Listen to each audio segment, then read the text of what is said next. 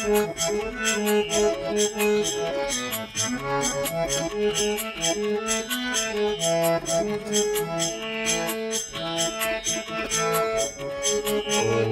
गणेशाय नमः।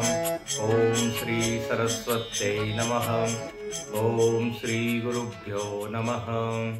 समस्त जन कल्याणे निरतं करुणामयं नमामि चिन्मयं देवं सद्गुरुं ब्रह्मविद्वरम्। नीलाम्बुजश्यामलकोमलाङ्गं सीतासमारोपितवामभागं पाणौ महासायकचारुचापं नमामि रामं रघुवंशनाथम्। अतुलितबलधामं हेमशैलाभदेहं धनुजवनकृशानुं ज्ञानिनामग्रगण्यं सकलगुणनिधानं वानराणामधीशं रघुपतिप्रियभक्तं वातजातं नमामि।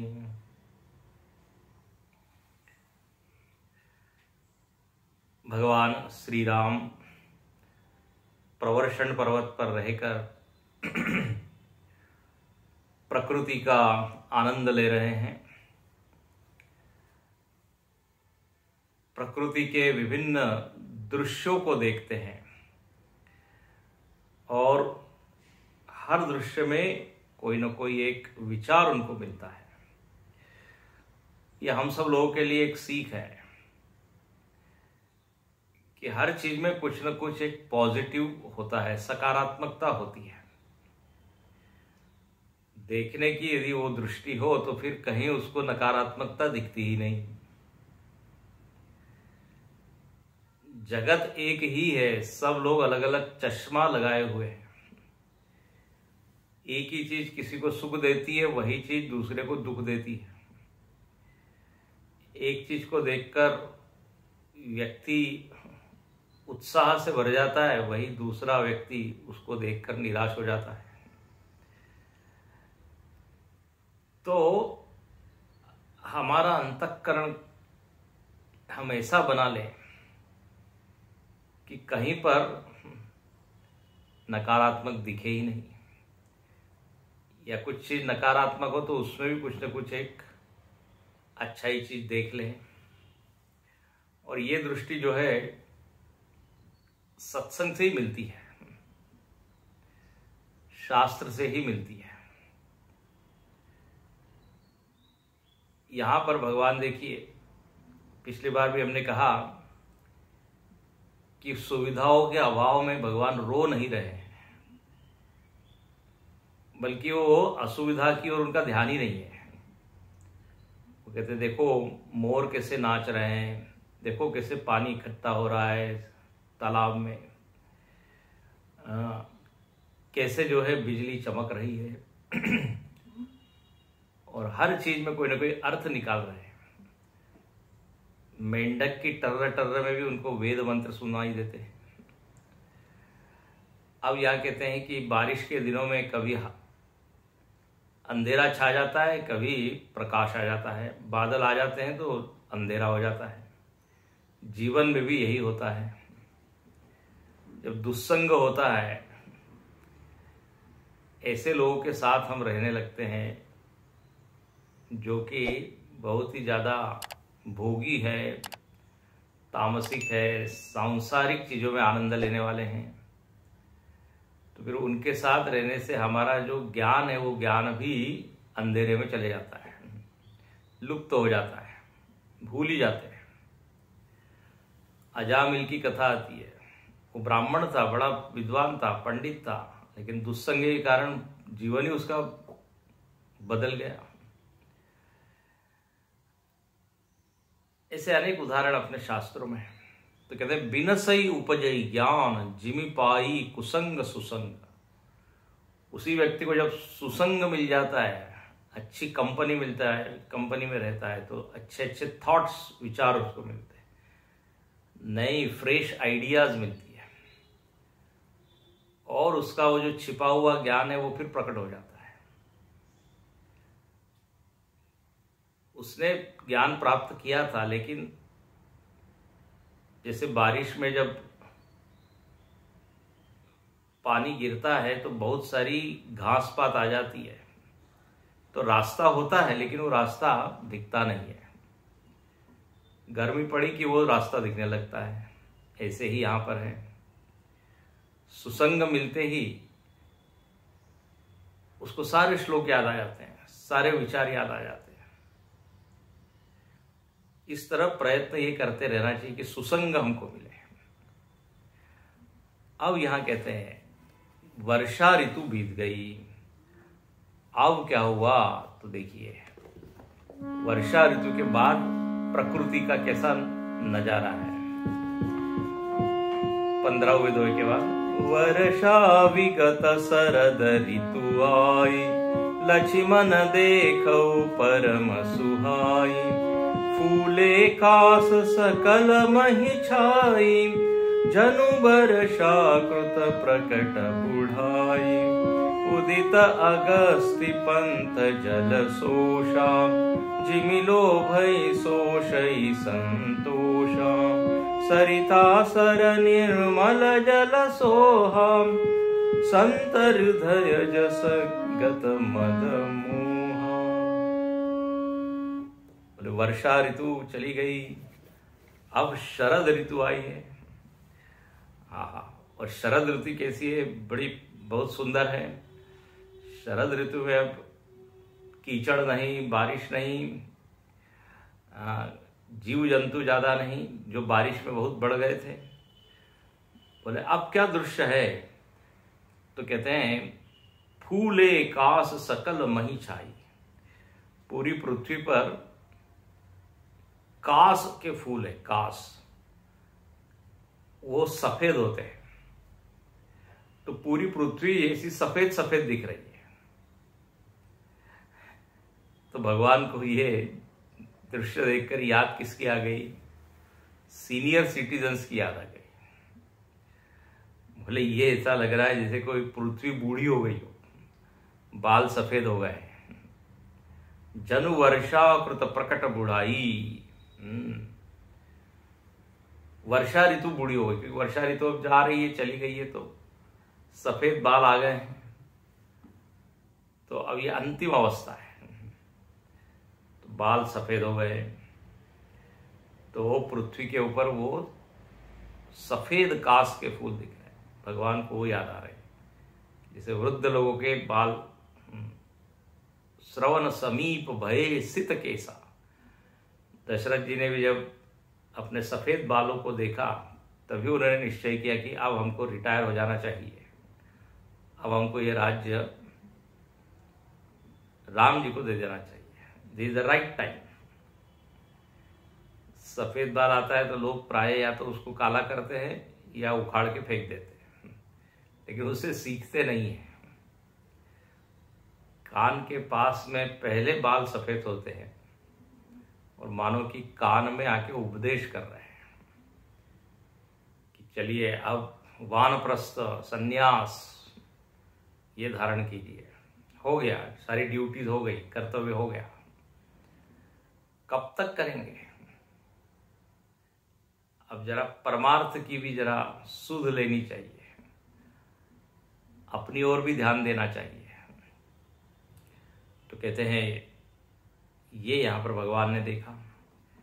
फिर शरद ऋतु के आने पर अगस्त का जो तारा होता है, बोले वो उदित होता है, और वो क्या करता है तो बोले पानी को सोख लेता है।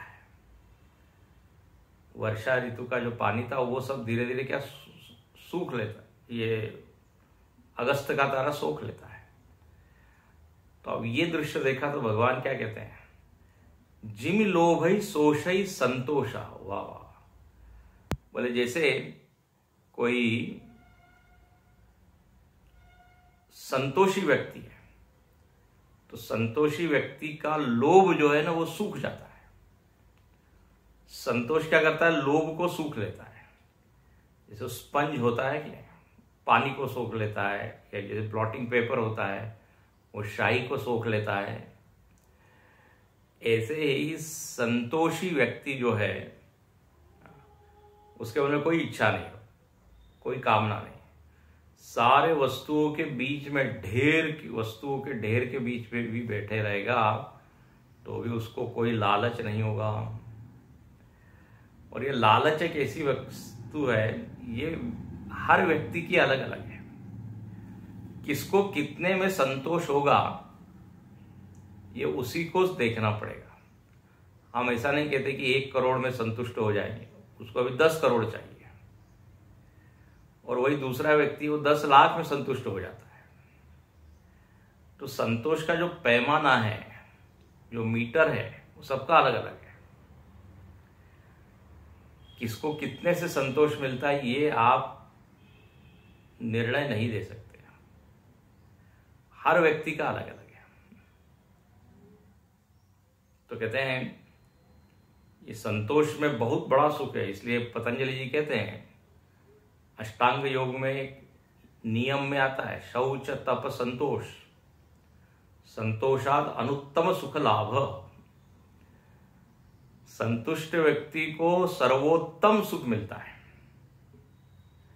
एक बहुत अच्छा श्लोक है कि यच्च काम सुखम लोके यच्च दिव्यम महत् सुखम तृष्णा क्षय सुखम सुखस्येते नार्हत षोडशीम कलाम। इसका अर्थ यह है कि जो कामनाओं को पूरा करने के बाद जो सुख मिलता है और जो दुनिया के बड़े से बड़े जो सुख है, बोले संतोष का जो सुख है उस सुख से यदि इनकी तुलना की जाए तो संतोष के सुख का 16वां अंश भी वो नहीं है। नार्हत षोडशीम कलाम मतलब इच्छा पूर्ण होने के बाद जो सुख मिलता है और इच्छा न होने के कारण जो सुख मिलता है, काफी अंतर है। संतुष्ट व्यक्ति खूब बड़े बड़े सुख से भी अधिक सुख का अनुभव करता है। चाह गई चिंता मिटी मनवा बेपरवाह, जाको कछु नहीं चाहिए सो साहन के साह। वो महाराजा है, राजाओं से भी बड़ा राजा है। तो इस संतोष एक बहुत बड़ा धन है। जब आवे संतोष धन सब धन धूरी समान। तो संतोष लोभ को सोख लेता है और उसके अंदर कोई लालच नहीं। ये लोभ की वृत्ति बनी रहती है, बल्कि बढ़ती जाती है। इसको प्रलंबासुर भी कहा है, भागवत में प्रलंबासुर का, लंबा लंबा है, अभी और चाहिए, थोड़ा और थोड़ा और। ये जो वृत्ति है लालच है। तो बोले संतुष्ट व्यक्ति में तो ये पूरी तरह समाप्त हो जाती है। फिर कहते हैं सरिता सर निर्मल जल सोहा संत हृदय जस गत मद। नदियों तालाब का पानी पूरा क्या हो गया है, निर्मल हो गया है। शरद ऋतु में देखो निर्मल होता है, आकाश भी निर्मल होता है, पृथ्वी भी निर्मल हो जाती है और पूरा जो नदियां हैं, सरोवर है, बहुत सुंदर दिख रहा है। उसमें कोई भी गंदगी नहीं रही है। तो बोले ये ऐसा ही है जैसे जो संत लोग होते हैं उनका मन निर्मल हो जाता है, तो उसमें से मोह मद मान विकार ये सब हट जाते हैं। तो कितना बढ़िया मन लगता है। मन चंगा तो कठौती में गंगा। अपने मन का ही वो आनंद लेते हैं। देखिए सबसे ज्यादा हमको जिसके साथ रहना है वो है अपना मन। अपने पास में रहने वाला कोई व्यक्ति यदि दुष्ट हो, नकारात्मक हो, ईर्ष्या करता हो, उसमें विकार हो, तो कितने देर आप उसके साथ रह सकते हैं। उसकी कंपनी जो है वो ज्यादा सहन नहीं होती, वो थका देने वाली होती है, बोझा हो जाती है। बोले कब जाएगा। और वही यदि कोई अच्छा मित्र हो तो बोले बस रहो रहो, अभी क्यों जा रहे हो, अभी 2 दिन के बाद जाना, अगले सप्ताह जाना। अब ये मनीराम भी जो है अपने पास में रहता है। अब इस मन को यदि हमने बढ़िया नहीं बनाया तो हमको उसके साथ रहना मुश्किल हो जाता है। हाँ, सबका अनुभव, उनका मन ही उसको खाता है, कहते हैं मन ही बोझ बन जाता है। He can't face his own mind. मन में ऐसे विचित्र विचार आते हैं कि बोले अभी इस मन से छुटकारा मिले। तो इस मन को इसलिए निर्मल करना चाहिए, बार बार कहा जाता है। गुरुदेव से किसी ने कहा कि आप हमेशा लोगों से घिरे रहते हैं, कोई ना कोई लोग आपके आसपास मंडराते रहते हैं, बैठे रहते हैं, आपको भार नहीं होता, बोझ नहीं हो जाता, आप थक नहीं जाते। गुरुदेव ने बड़ा अच्छा उत्तर दिया। बोले ये मेरे आसपास वाले लोग कटीले होते हैं, कांटों की तरह होते हैं, हाँ तब तो मुझको बोझ होता, लेकिन ये सब लोग तो फूलों की तरह है, बड़े सुंदर है, जिनमें सुगंध है, अच्छे विचार वाले हैं, तो कभी भी मुझको थकाने वाली इनकी कंपनी नहीं होती, क्योंकि सद्गुणों से भरे हुए हैं। तो ऐसे लोगों के बीच में रहने में क्या थकान, कितना सुंदर है। तो जब निर्मल लोग हैं आसपास तो फिर क्या बात है। तो अपने मन को यदि हम ठीक कर लें तो फिर उसके साथ रहने में आनंद है, फिर उसको किसी विषय की जरूरत ही नहीं है। सुख की जो निर्भरता है वो खत्म हो गई। सुख का स्रोत उसका खुद का मन ही है, बस मन की शांति का आनंद ले रहा है, वो मन का ही उपभोग कर रहा है। अच्छे अच्छे विचार जो उसमें भरे हुए हैं, बस उसी में वो रम रहा है। इसलिए ज्ञानी के लिए लिखा है आत्म क्रीड़ा, स्वयं में ही खेलता है। तो निर्मल, हाँ संत हृदय जस गत बदन, पानी निर्मल हो गया जैसे मन संतों का निर्मल हो जाता है। तो देखो भगवान देख रहे हैं तालाब को, नदी को, याद आ रही है संतों की। इसका मतलब ये उन्होंने सत्संग खूब किया है, संतों से प्रेम करते हैं, नहीं तो क्यों याद आएगी संत की। फिर लिखते हैं रस रस सूख सरित सर पानी। अब शरद ऋतु आ गई है तो धीरे धीरे पानी सूख रहा है। देखते हैं ना, बारिश में बाढ़ आ जाती है, लेकिन बारिश जाने पर वो नदियां धीरे धीरे वापस अपने ओरिजिनल रूप में चली जाती है, पानी सूखने लगता है। तो बोले ये ऐसा ही है जैसे ममता त्याग करही जिम ज्ञानी। वाह वाह। बोले ये ऐसा ही जैसे ज्ञानी व्यक्ति ममता का त्याग कर देता है, उसमें ममत्व तो बुद्धि नहीं रहती, मेरा मेरा। ज्ञान का यही लक्षण है कि निर्ममः निरहंकार। ज्ञानी व्यक्ति क्या कहता है, ये मेरा नहीं है, उसका है, प्रकृति का है, माया का है या भगवान का है, मेरा नहीं है। गुणा गुणेषु वर्तन्ते इति मत्वा न सज्जते। गुण गुणों में वर्तन कर रहे हैं, इसमें मेरा कुछ लेना देना नहीं है, ना कुछ लेना ना कुछ देना। कबीरा खड़ा बाजार में सबकी मांगे। हाँ, किसी में न तो किसी से राग है न किसी से द्वेष है, तो ये ममता भी नहीं है, आसक्ति नहीं है, द्वेष तो है ही नहीं। तो सारी ममता को उसने छोड़ दिया, अपने आप छूट गई, छोड़ने के बजाय क्या छूट गई। उनको ऐसी ऊंची वस्तु मिल गई है कि छोटी वस्तु का त्याग करना सहज हो गया। वो अपने ऊपर ही हंसता है, बोले अरे जो मेरी नहीं थी जबरदस्ती उसको मान के बैठा हुआ। देखो हमको मालूम होता है कि ये चीज हमको छोड़नी है या ये छूटनी है, तो फिर हम पहले से तैयार होते हैं।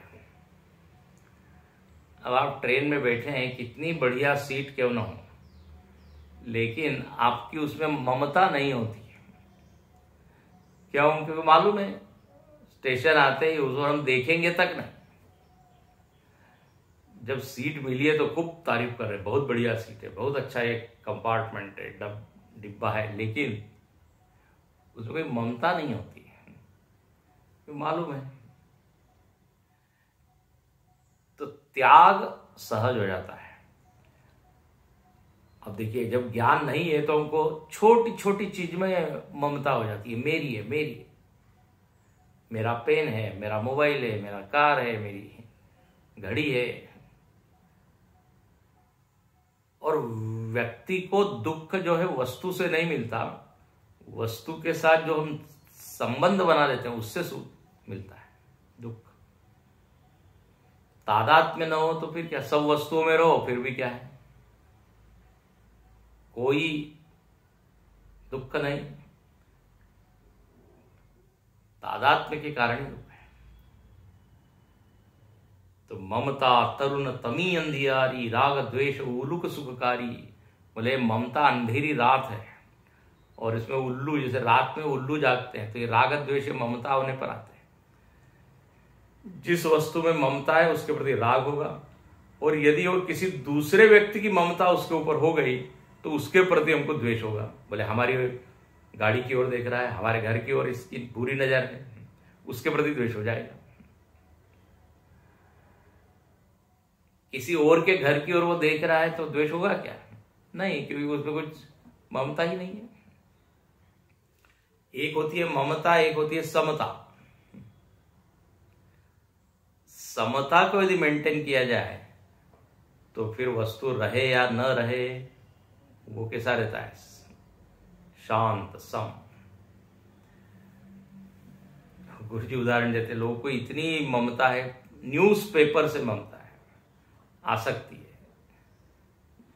जब तक वो पेपर नहीं आता वो परेशान होते हैं। सुबह उठकर एक हाथ में चाय का प्याला, एक हाथ में पेपर, और जिस दिन छुट्टी होती है उस दिन उनको बड़ा ही समय काटना मुश्किल हो जाता है, तो पुराना पेपर ही फिर पढ़ लेते हैं। ममता है। तो कहते हैं ज्ञानी लोग ममता का त्याग करते हैं, ऐसे ये नदियों का रस भी, नदियों का पानी भी सूख रहा है। फिर कहते हैं शरद ऋतु में खंजन पक्षी आ जाते हैं। खंजन पक्षी आए हुए हैं। ये खंजन पक्षी की आंख बड़ी चंचल होती है, तो कहते हैं ये पक्षी आ गए हैं, तो इसको देख के भगवान को याद आ रही है क्या? बोले पाई समय जिमि सुकृत सुहाए। समय पाकर पुण्य जो है वो प्रकट हो जाते हैं। बहुत ही सुंदर, पुण्यों के फल प्रकट हो जाते हैं। लोग कहते हैं हमने इतना पुण्य किया है, हाँ, उसका कुछ परिणाम ही नहीं दिख रहा है। बोले अभी समय आने दीजिए। नसीब से ज्यादा और समय से पहले किसी को कोई चीज नहीं मिलती। ये अपने भारतीय ट्रक पर ही लिखा रहता है, भाग्य से ज्यादा और समय के पहले किसी को नहीं मिलता। समय आने पर अपने आप वो चीज प्रकट हो जाती है। जिसे आप बीज बोते हैं, अरे बोले पौधा आ ही नहीं रहा है, आ नहीं रहा है, बस जो इंतजार कीजिए, ऋतु आए फल होए। माली सींचे सो घड़ा, ऋतु आए फल होए। धीरे धीरे रे बना, धीरे सब कुछ होए। तो पुण्य करते रहना चाहिए, करते रहना चाहिए। जब समय होगा तो उसका फल आ जाता है। कई बार होता है एक्सीडेंट इत्यादि हो जाते हैं, कोई व्यक्ति बच जाता है, कोई व्यक्ति नहीं रहता। किसी को थोड़ी सी खरोच आती है, किसी को बड़ा फैटल हो जाता है एक्सीडेंट, तो लोग क्या कहते हैं, अरे इसने कुछ पुण्य किया होगा उस कारण ये बच गया। तो ये पुण्य जो है ना ऐसे समय काम आते हैं, हम जानते नहीं लेकिन वो होता है। इसलिए लिखते हैं समय पाकर पुण्य प्रकट होते हैं। फिर कहते हैं अब बारिश चली गई है, शरद ऋतु में रास्ता एकदम साफ है, स्वच्छ हो गया है। पंक न रेणु सोह असिद, पंक नहीं है, पंक मतलब कीचड़। कमल का एक नाम है पंकज, कीचड़ में जो उत्पन्न होता है, पंकज जायते थे, पंकज। तो पंक मतलब कीचड़, पानी और मिट्टी जब मिल जाती है तो जो स्थिति होती है उसमें पंक। अब यहां बोले कीचड़ नहीं है, धूल भी गंदगी नहीं है, तो रास्ता एकदम साफ है। तो ये ऐसा ही है जैसे नीति निपुण रूप के जसी करनी, जैसे कोई नीति निपुण राजा हो, बिल्कुल नीति से चलता हो, हाँ, ईमानदारी से प्रजा के हित में लगा हो तो उसकी करनी कैसी होती है, एकदम ट्रांसपेरेंट, कोई उसके ऊपर कलंक नहीं लगा सकता, कोई डॉट नहीं, कुछ नहीं। बोले इसकी छवि एकदम स्वच्छ है।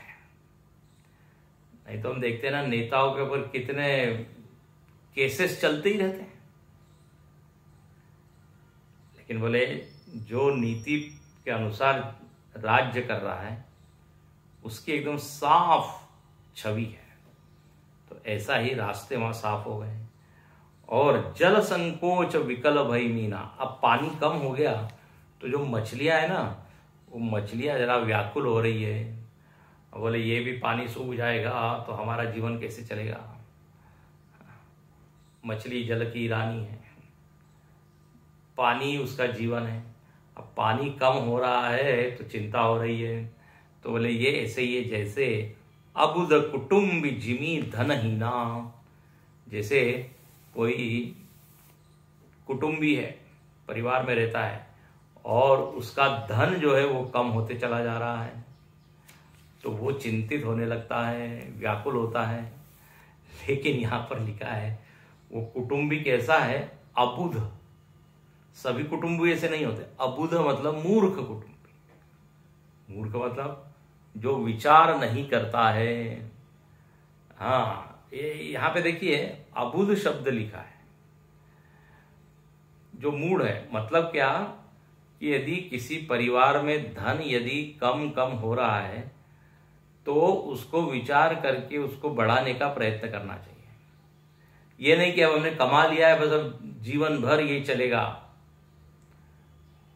कोई भी पैसा आप इकट्ठा करते हो, रोज तो खर्चा होता ही है ना, तो आगे की व्यवस्था करते रहनी चाहिए। लेकिन जो मूड है, अरे बोले बस लॉटरी खुल गई, बहुत पैसा है, वो धीरे धीरे सब खत्म हो जाएगा। इसलिए लिखते हैं कि वो अबुध है, उसको सुरक्षित रखना चाहिए। ऐसा नहीं कि साल भर में 2 महीने कमा लिया और अब बस बैठे हैं। जिसे जो खेती करता है किसान, वो सतत जो है, अब ये फसल गई अब दूसरी फसल है, लगातार उसको काम करना पड़ता है। तो जिसको पैसा चाहिए, धन यदि कम हो रहा है तो व्याकुल न होवे, बल्कि क्या करें, कैसे आगे मिलेगा इसके लिए प्रयत्न करें। लेकिन जो अबुध होता है वो केवल रोता है, पैसा खत्म हो गया, खत्म हो गया। फिर लिखते हैं बिनु घन निर्मल सोह आकाशा, हरिजन इव परिहरि सवासा। आप देखते हैं शरद ऋतु में आकाश एकदम स्वच्छ निर्मल, तारे एकदम दिखते हैं, चांद एकदम चमकता है। बारिश में तो बादल के कारण कुछ दिखता ही नहीं है। आकाश निर्मल हो गया है। बोलिए ऐसे ही है जब भगवत भक्त सारी आशाओं को छोड़ के सुशोभित होते हैं, उनमें कोई आशा ही नहीं रही।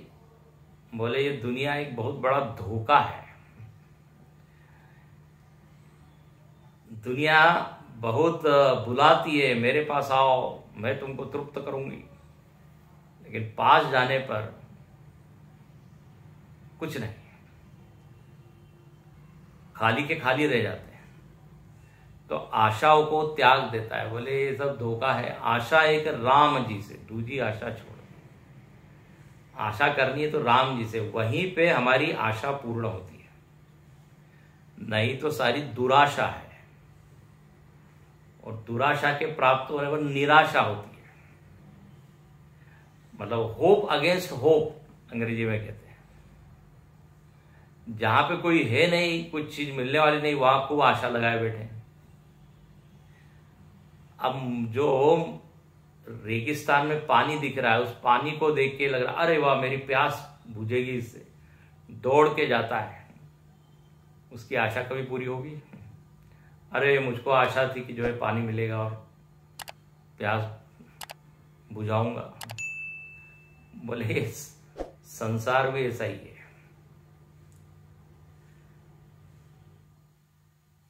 तो यहां लिखते हैं हरिजन इव परिहरि, इसलिए पहले ही आशा छोड़ देते। बोले इसमें जहां से सुख मिलेगा असल में उधर ही प्रयत्न करो, बाकी इधर कितने हाथ पैर मारे जाए, थकान हो जाएगी, मिलेगा नहीं, मिलेगा भी थोड़ी देर के लिए मिलेगा। तो कहू कहू वृष्टि सार दी थोरी, को एक पाव भगत जिमी मोरी। अच्छा, शरद ऋतु में क्या होता है, थोड़ा थोड़ा कहीं कहीं पानी गिरता है, बीच में एकदम एक बौछार आ जाती है, एकदम मूसलाधार बारिश नहीं होती। तो बोले थोड़ा थोड़ा पानी बारिश गिरती है। ये ऐसा ही है जैसे इस दुनिया में इतने सारे लोग हैं, लेकिन किसी किसी को ही भक्ति मिलती है। बहुत कम लोग भक्ति करते हैं। भले ही कितना भी भगवान की महिमा गाई जाए, उनके कान में भी वो महिमा लोग सुनाते हैं, उनके कान पे पड़ते हैं, सब विचार आते हैं, भगवान ऐसा है वैसा है। कहीं ना कहीं तो सत्संग चलते ही रहता है ना। कोई ना कोई व्यक्ति उनके घर में भी आता है, कुछ बताता है, देखो यहाँ सत्संग है, यहाँ ये है। लेकिन सब पर उसका एक सा प्रभाव नहीं होता। एक कान से सुन के दूसरे से निकाल देते हैं, बोले होगा क्या करना। हम लोग जब इतने कार्ड बांटते हैं तो 10, 20, 50 लोग आते हैं, हजारों कार्ड बांटने पर।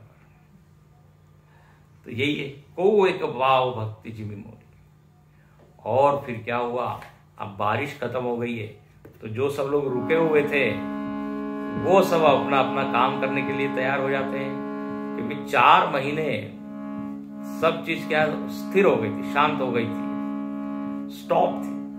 बारिश के कारण न व्यापार न कहीं जाना आना। तो यहाँ वर्णन है, चले हर्षित जी नगर नृप, तापस बनी का भिखारी, जिमि हरि भगति पाई श्रम, तजहि आश्रमी चारि। सियावर रामचंद्र की जय, पवन सुत हनुमान की जय, उमापति महादेव की जय, बोलो भाई सब संतन की जय। कहते हैं चले, सब लोग चलने लगते हैं, चलो चलो बारिश रुक गई है, अब मौसम बढ़िया हो गया है। तो राजा तपस्वी तपस्या करने लगते हैं, व्यापारी व्यापार करने लगते हैं, भिखारी जो है भीख मांगने के लिए निकल पड़ते हैं। बोले अब हम सब दूर घूम सकते हैं। तो सब लोगों में क्या होती है, एक्टिविटी बढ़ जाती है। क्या लिखते हैं, राजा जो है विजय के लिए निकल पड़ता है, तपस्वी तप करने के लिए, व्यापारी व्यवसाय करने के लिए, और भिखारी भिक्षा मांगने के लिए। सब लोग निकलते हैं। होता यह है कि बारिश में कोई कार्यक्रम आप नहीं कर सकते सत्संग का। इसलिए हम लोगों से भी लोग बोलते हैं, स्वामी जी डेट दीजिए, तारीख दीजिए। अब हमने कहा जुलाई अगस्त में आएंगे, बोले नहीं नहीं, जुलाई अगस्त में बहुत बारिश होती है, कोई नहीं आएगा स्वामी जी। गुरु जी अच्छा कहते हैं, बारिश इतनी होती है तो कोई आएगा नहीं। और बोले कोई आएगा नहीं तो जो वक्ता है उसके आंखों से फिर बारिश होती है, आंसुओं की। कोई आया नहीं, खाली बैठे हैं। तो बाहर एक बारिश, इधर आंखों से एक बारिश। तो वर्षा ऋतु में कोई आयोजन नहीं करता, लोग इंतजार देख करते हैं, बस अब बोले बारिश खत्म हो गई, अक्टूबर शुरू हो गया है, बस अब आ पाइए। तो ऐसे ही यहां पर सब अपना अपना काम करते हैं। और इस दृश्य को देख के भगवान क्या बोलते हैं, बोले जिमि हरि भगति पाई श्रम। बोले जैसे हरि की भक्ति पाने पर ये जो चारों आश्रम के लोग हैं वो सब छोड़ देते हैं, बस भगवत भजन करते हैं। मतलब ऐसा है, भक्ति यदि मिल जाए तो फिर ये अन्य कर्तव्य की कोई बात ही नहीं। सबसे बड़ा कर्तव्य क्या है, भक्ति। तो सारे जो कर्तव्य है और दूसरे जो काम है वो सब का अपने आप वो छोड़ देते हैं जब खूब ऊंची स्तर की भक्ति मिल जाती है। बोले त्याग हो, इसकी कोई जरूरत नहीं। लक्ष्मण जी को धर्म की बात काफी सुनाई गई, बोले नहीं अब हमारा तो एक ही धर्म है, भगवान की सेवा। भगवान ने भी कहा ठीक है। चारों आश्रम जो है वो श्रम का त्याग कर देते हैं, यहां ऐसा वर्णन। तजई आश्रमिचारी, कब जब भक्ति मिलती है। तो ऐसे ही ये सब लोग अपने अपने काम में लग जाते हैं, भक्त जो है वो भक्ति में लीन हो जाता है। अब यहाँ पे अगली चौपाई तो बहुत ही प्यारी है, उसका वर्णन आगे देखेंगे कि सुखी मीन जे नीर अगाधा, जिमि हरि सरन न एको बाधा। मछलियां बड़ी सुखी हो गई है, हाँ, और उस पानी में जहां भरपूर पानी है, खूब पानी है, उनको कोई अब डर नहीं है, कोई चिंता नहीं है। तो बोले ये ऐसा ही है जैसे हरि शरण मिलने पर भक्त जो है वो निश्चिंत हो जाता है। जहां अगाध पानी होता है, भरपूर खूब भरा हुआ पानी है, तो मछली की व्याकुलता खत्म हो जाती है, बहुत है। ऐसे ही हरिशरण, हरिशरणम हरिशरणम, सनकादि ऋषि एक ही जप करते हैं, हरिशरणम। हरि की शरण सबसे बड़ी शरण, बाकी जो शरण है वो तो सूख जाती है। जैसे गर्मी में पानी सूख जाता है, ऐसे ही परिस्थिति आई नहीं कि मित्र छोड़ देते हैं, परिवार के लोग छोड़ देते हैं, संबंधी लोग हम चाहते हैं, हमको लगता है कि वो सब मदद करेंगे, वो सब चले जाते हैं। इसलिए हरि एक ऐसा है जो नहीं छोड़ता। इसकी चर्चा आगे करेंगे, आज ये रुकते हैं। ओम पूर्णमदः पूर्णमिदं पूर्णात् पूर्णमुदच्यते पूर्णस्य पूर्णमादाय पूर्णमेवावशिष्यते। ओम शांति शांति शांति। हरि ओम। श्री गुरुभ्यो नमः। हरि ओम।